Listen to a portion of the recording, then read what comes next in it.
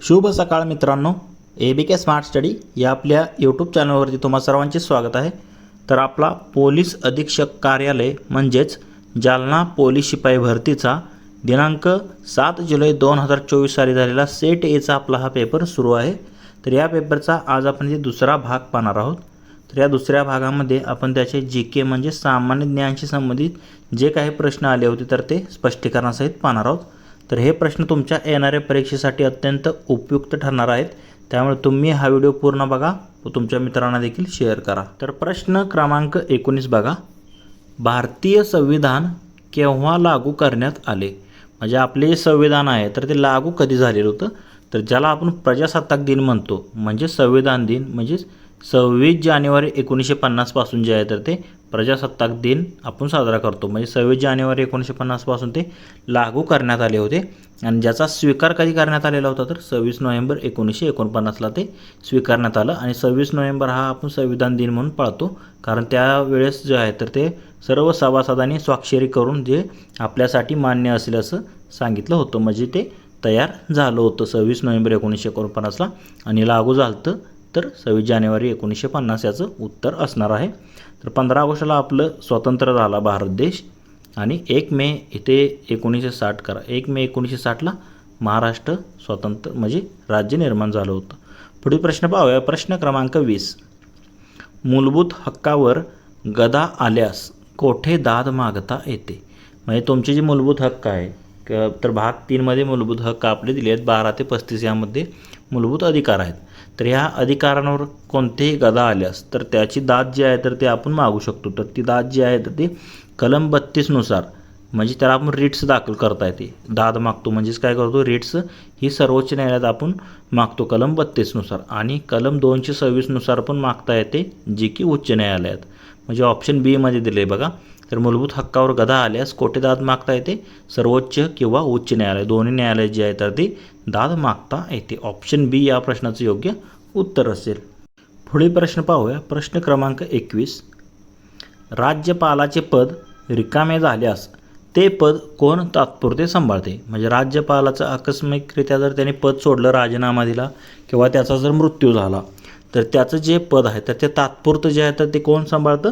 तर उच्च न्यायालयाचे मुख्य न्यायाधीश। बघा, उच्च न्यायालयाचे मुख्य न्यायाधीश जे असतात तर ते राज्यपालाचे तात्पुरतं जे आहे तर ते पद सांभाळतात, म्हणजे ऑप्शन सी या प्रश्नाचं योग्य उत्तर असेल। व नंतर नवीन जेव्हा राष्ट्रपती राज्यपाल नियुक्त करतात तेव्हा ते राज्यपाल स्वीकारतात, पण तात्पुरतं जे आहे तर ते उच्च न्यायालयाच्या मुख्य न्यायाधीशांकडे जातं ते पद। पुढील प्रश्न पाहूया, प्रश्न क्रमांक 22, नवीन 3 फौजदारी कायद्यांना राष्ट्रपतींनी केव्हा मान्यता दिली?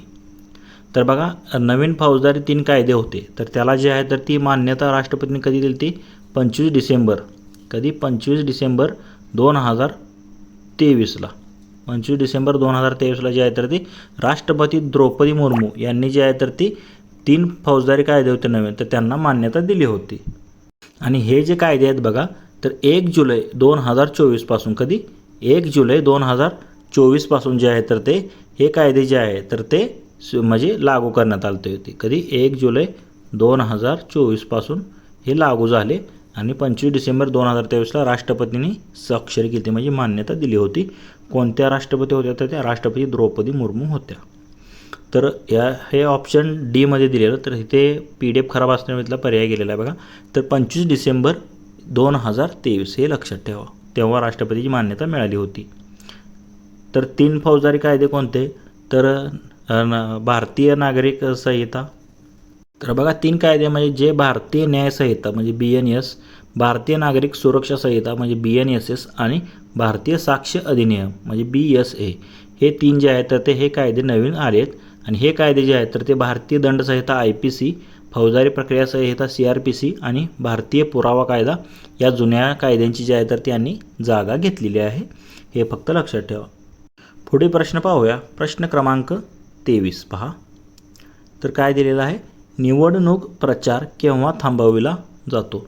म्हणजे आता तुम्ही जर पाहिले असेल आमदारकीच्या, खासदारकीच्या तुमच्या ज्या गावात किंवा शहरात ज्या निवडणुका होतात तर त्यांचा जो प्रचार असतो तर तो निवडणूक प्रचार जो आहे तर तो मतदानाच्या 48 तास अगोदर, म्हणजे समजा मतदान होणार आहे तर त्याच्या 48 तास अगोदरपर्यंतच प्रचाराला मान्यता असते।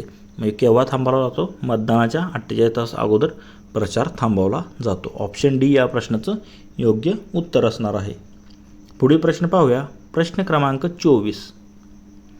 NRC म्हणजे टिंबटिंब होय. तर त्याला आपण काय म्हणतो? National register of citizenship. म्हणजे NRC म्हणजे काय? National register of citizenship. तर NRC म्हणजे काय असतं? नॅशनल रजिस्टर ऑफ सिटिझन्स म्हणजे राष्ट्रीय नागरिकत्व नोंदणी असतं. तर हा भारतातील कायदेशीर भारतीय नागरिकांची ओळख पटवण्यासाठी आणि बेकायदेशीर स्थलांतरितांना शोधून त्यांना बाहेर काढण्यासाठी तयार केलेली एक अधिकृत नोंदणी यादी आहे.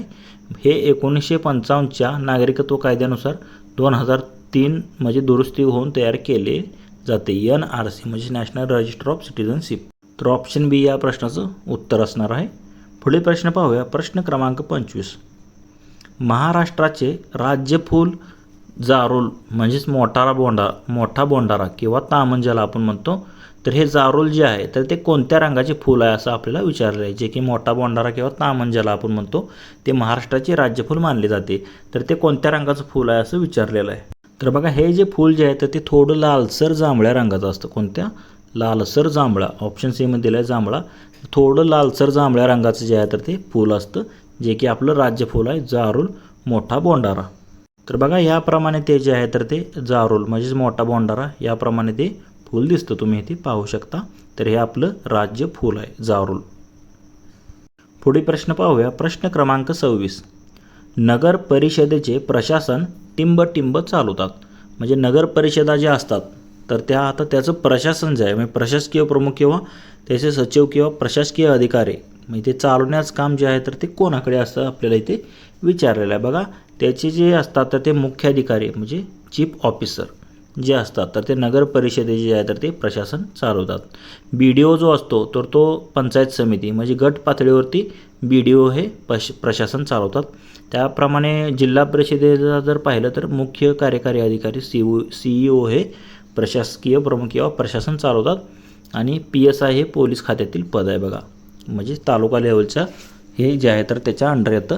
तर नगर परिषदेचे प्रशासन मुख्याधिकाऱ्यामार्फत चालवलं जातं. पुढील प्रश्न पाहूया. प्रश्न क्रमांक 27. भारतातील पहिली महानगरपालिका कोणत्या शहरात स्थापन झाली होती? बघा तर इतिहासामधला हा प्रश्न आहे बघा. तर पहिली जी आहे तर ती मद्रास म्हणजे आत्ताचं जे चेन्नई शहर आहे तर या शहरात जे आहे तर ती 1688 मध्ये झाली. कधी? 1688 मध्ये राजा जेम्स दुसरा यांनी जे आहे तर याची स्थापना केली होती मद्रास चेन्नई या ठिकाणी महानगरपालिकेची. ऑप्शन सी या प्रश्नाचं योग्य उत्तर असणार आहे. पुढील प्रश्न पाहूया. प्रश्न क्रमांक 28. महाराष्ट्र राज्य पोलिसांचे ब्रीदवाक्य काय आहे? तर आता ज्या क्षेत्रात तुम्ही उतरताय पोलीस म्हणजे त्या पोलिसाबद्दल तर तुम्हाला किमान माहीत असणं गरजेचं आहे बघा. तर आपलं जे ब्रीदवाक्य आहे पोलिसांचं काय आहे? सदरक्षणाय खलनिग्रहणाय. ऑप्शन डी मध्ये दिलेला आहे सदरक्षणाय खलनिग्रहणाय. तर त्याचा अर्थ काय होतो? सदरक्षणाय म्हणजे काय? तर जे चांगली लोक आहेत म्हणजे त्याला आपण काय म्हणतो? सज्जन लोक त्यांचं जे आहे तर ते रक्षण करणे म्हणजे सदरक्षण आहे. आणि जे वाईट प्रवृत्तीचे लोक आहे तर त्यांचा विनाश करणे म्हणजेच खलनिग्रहण आहे. म्हणजे एका बाजूने चांगल्यांचे रक्षण करणे आणि वाईटांचं नायनाट करणे म्हणजे याचा अर्थ होतो सदरक्षण आहे खलनिग्रहण आहे. तेच ब्रीदवाक्य आहे. पुढे प्रश्न पाहूया. प्रश्न क्रमांक 29. राष्ट्रीय स्तरावरील NSGच्या धर्तीवर महाराष्ट्र राज्यातील विशेष पोलीस दल कोणते? म्हणजे राष्ट्रीय स्तरावर NSG कमांडो कसे आहेत बघा. NSG हे जे आहे राष्ट्रीय म्हणजे आपल्या देश पातळीवरती आहे. तर त्याचप्रमाणे आपल्या महाराष्ट्रामध्ये पाहिलं तर काय आहे? फोर्स 1 जे आहे तर ते आता तुम्ही जर पाहिलं फोर्स 1 जे आहे तर नक्षलवादी एरियात काम करते. फोर्स 1 हे विशेष पोलीस दल आहे आपलं. NSGच्या धर्तीवर तयार केलेलं फोर्स 1 नक्षलवादी भागांमध्ये तयार केलेलं आहे बघा. फोर्स 1 हे NSG प्रमाणे आपल्या राज्यातील विशेष पोलीस दल आहे. ऑप्शन बी या प्रश्नाचं योग्य उत्तर असेल. पुढील प्रश्न क्रमांक 30. गंगापूर प्रकल्प कोणत्या नदीवर आहे? तर गंगापूर हे मातीवरचं धरण आहे बघा. पहिलं आपलं मातीवरचं धरण जे आहे तर ते गंगापूर आहे. तर हे जे आहे तर ते गोदावरी नदीवर आहे आणि हे नाशिक जिल्ह्यामध्ये येते. कुठं आहे ते? नाशिक जिल्ह्यामध्ये आणि गोदावरी नदीवरती आहे गंगापूर प्रकल्प. ऑप्शन डी या प्रश्नाचं योग्य उत्तर असणार आहे. पुढील प्रश्न पाहूया. प्रश्न क्रमांक 31 बघा काय दिलेलं आहे. महाराष्ट्राच्या सर्वात पूर्वेकडील जिल्हा कोणता. तर आता महाराष्ट्राचा तुम्हाला आता नकाशा माहीत असेल तर जर असा त्रिकोणाकार असा समजा असा आपल्या महाराष्ट्र राज्याचा असा नकाशा आहे. तर ह्या ठिकाणी पूर्वेला अतिपूर्वेकडील महाराष्ट्रातलं जर पाहिलं तर ते कोणता जिल्हा आहे. गडचिरोली आहे. बघा गडचिरोली भामरागड टेकड्या गडचिरोली जे आहे तर ते अतिपूर्वेकडील आपल्या जिल्हा आहे. ऑप्शन बी या प्रश्नाचं उत्तर असणार आहे. सर्वात दक्षिणेकडील पाहिलं तर कोणता जिल्हा आहे ते तुम्ही मला कमेंट करून सांगायचं आहे. तर सर्वात पूर्वेकडील जिल्हा कोणता आहे. गडचिरोली आहे. पुढील प्रश्न पाहूया. प्रश्न क्रमांक 32 अजिंठा लेणी कोणत्या नदीकाठी आहे. तर आता जगप्रसिद्ध अजिंठा वेरूळ लेणी तुम्हाला माहिती आहे छत्रपती संभाजीनगर या म्हणजे जिल्ह्यामध्ये त्या आहेत. तर बघा त्या ज्या आहेत तर त्या वाघूर नदीवरती ज्या आहेत तर ते जगप्रसिद्ध अजिंठा लेणी ज्या आहेत तर त्या कोरलेल्या आहेत. वाघूर नदीकाठी आहेत. ऑप्शन ए या प्रश्नाचं योग्य उत्तर असणार आहे.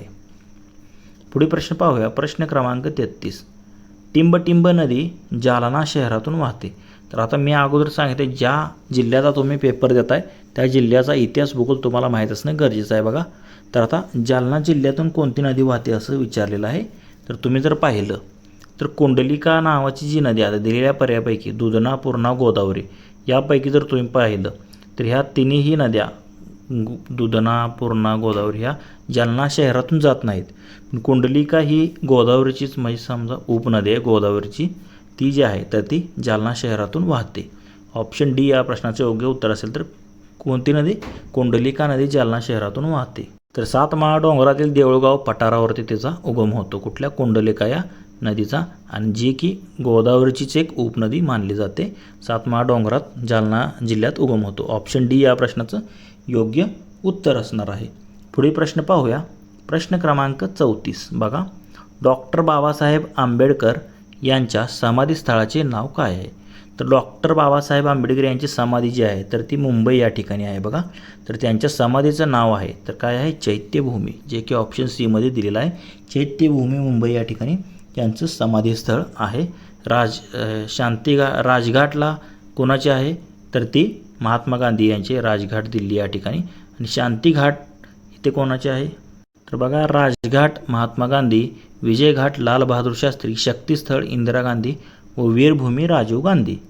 तर शांतीवन जे आहे तर ती पंडित जवाहरलाल नेहरू यांची समाधी आहे. शांतीवन येते. शांतीघाट आणि शांतीवळ हे जवळजवळच आहे. तर या दोन्ही ठिकाणी जर पाहिलं तर पंडित जवाहरलाल नेहरू यांच्या समाधीजवळच तर संजय गांधी यांचे देखील जे आहे तर ते समाधी स्थळ आहे. वीरभूमी येथे राजीव गांधीचे आहे. चैत्यभूमी डॉक्टर बाबासाहेब आंबेडकर. पुढील प्रश्न पाहूया. प्रश्न क्रमांक बघा 35. तर प्रश्न क्रमांक 35 मध्ये काय दिलेलं आहे. अमृतानुभव हा ग्रंथ कोणी लिहिलेला आहे म्हणजे कोणत्या संतांनी लिहिलेला आहे अमृतानुभव हा ग्रंथ. तर ऑप्शन दिलेत संत तुकाराम महाराज संत ज्ञानेश्वर महाराज मोरोपंत आणि संत एकनाथ महाराज. तर आपल्या सर्वांनाच माहिती आहे भारुडे आणि गवळणी जर पाहिल्या तर त्या संत एकनाथ महाराजांच्या प्रसिद्ध आहेत. संत तुकाराम महाराजांचे अभंग गाथा आहे हे देखील माहिती आहे. तर अमृतानुभव हा जो ग्रंथ आहे तर ती संत ज्ञानेश्वरांनी जे आहे तर ती लिहिलेला आहे. अमृतानुभव हा ग्रंथ तसेच ज्ञानेश्वर देखील त्यांनी लिहिलेले आहे. ऑप्शन बी या प्रश्नाचं योग्य उत्तर असणार आहे. संत ज्ञानेश्वर महाराजांचा हा ग्रंथ आहे. पुढील प्रश्न क्रमांक 36. पिकासो हे एक प्रसिद्ध टिंबटिंब आहे. तर पिकासो कोण आहे तर ऑप्शन दिले चित्रकार आहे कवी आहे लेखक आहेत की गायक आहेत. तर ते एक प्रसिद्ध चित्रकार होते. बघा पिकासो कोण ते पाब्लो पिकासो हे एक प्रसिद्ध चित्रकार होते. तर घनाद या चित्रकलेचे ते जनक आहेत. चित्रकलाचा प्रकार आहे घनाद तर त्याचे ते जनक मानले जातात. तर एक प्रकारचे चित्रकार होते पाब्लो पिकासो. ऑप्शन ए या प्रश्नाचं योग्य उत्तर असणार आहे. पुढील प्रश्न पाहूया. प्रश्न क्रमांक 37. तर बघा फ्रेंच भाषा भारतातील कोणत्या केंद्रशासित प्रदेशाची अधिकृत भाषा आहे. तर भारतातील एक प्रदेश आहे असा तर कोणता आहे तर तो जिथे फ्रेंचांनी जे आहे तर ते खूप वर्ष तिथे जे आहे तर त्यांनी वास्तव्य केलेलं होतं. बघा त्यांचा कब्जा होता त्या ठिकाणी. तर ते कोणतं स्थळ आहे तर पुदुच्चेरी म्हणजे पांडिचेरी ज्याला आपण म्हणतो. तर पुदुच्चेरी या ठिकाण जे आहे तर ते फ्रेंच भाषा भारतातील या केंद्रशासित प्रदेशाची अधिकृत भाषा आहे पुदुच्चेरी फ्रेंच भाषा. गोवा जे आहे तर ते पोर्तुगीज जास्त काळ गोव्यामध्ये होते. तर पुढील प्रश्न पाहूया. प्रश्न क्रमांक 38. भारत बांगलादेश देशामध्ये कोणत्या नदीच्या पाणी वाटपाबाबत मतभेद आहेत? तर बघा, भारत आणि बांगलादेश यांच्यामध्ये जर पाहिलं तर कोणती नदी आहे? तर गंगा. तर या गंगा नदीच्या पाणी वाटपाबाबत जे आहे तर ते मतभेद आहेत भारत आणि बांगलादेशमध्ये. तर या गंगा नदीच्या पाणी वाटपावरून तुम्ही जर पाहिलं तर त्यावेळचा करंट अफेअरचा प्रश्न होता. तर ते वाद किंवा मतभेद आहेत गंगा नदीच्या पाणी वाटपावरून भारत आणि बांगलादेश या दोन देशामध्ये. पुढील प्रश्न पाहूया. तर भारत आणि पाकिस्तान या दोनमध्ये जर तुम्ही पाहिलं सिंधू नदी पाणी वाटपावरून वाद आहे. तर पुढील प्रश्न क्रमांक 39. आंतरराष्ट्रीय गुन्हेगारी न्यायालय कोणत्या शहरात आहे? तर बघा, आंतरराष्ट्रीय विचारले, गुन्हेगाराचं न्यायालय आंतरराष्ट्रीय हे कोणत्या शहरात आहे?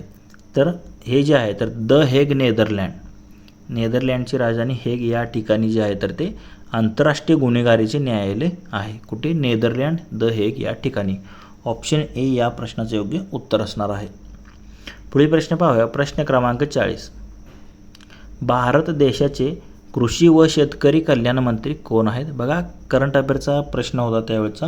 तर कृषी व कल्याण मंत्री हे खातं जे आहे तर ते शिवराज सिंग चौहान यांच्याकडे होतं. ऑप्शन म्हणजे सध्याला जर पाहिलं तर कृषी व शेतकरी कल्याण मंत्री जर पाहिले, बघा सध्याला देखील तेच आहे. तर 11 जून 2024 पासून शिवराज सिंग चौहान जे आहे तर ते भारताचे कृषी व शेतकरी कल्याण मंत्री आहेत. आत्ता देखील तेच आहेत, त्यावेळेस पण तेच होते. पुढे प्रश्न पाहूया. प्रश्न क्रमांक 41.